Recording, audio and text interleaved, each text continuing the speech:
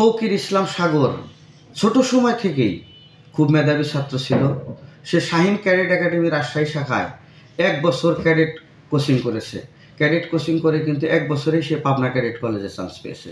সে খুব নম্র, ভদ্র এবং সদা হাস্যোজ্জ্বল ছিল। সে এত নম্র ভদ্র ছিল, সে গণিতে খুব ভালো ছিল।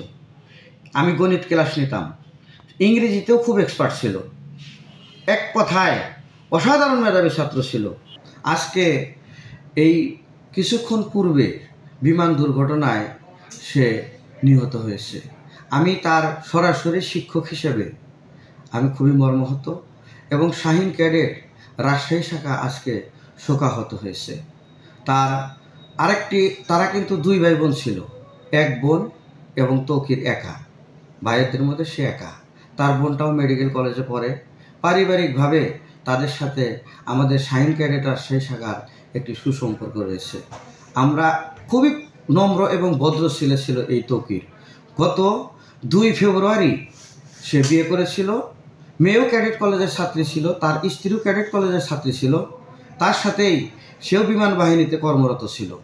আমি তার শিক্ষক হিসাবে আল্লাহর কাছে দোয়া করি, আল্লাহ যেন তাকে ব্যস্ত নসিব করে এবং আমার মতো শিক্ষকের কাজে যেন এরকম ছাত্রের লাশ আর না ওঠে।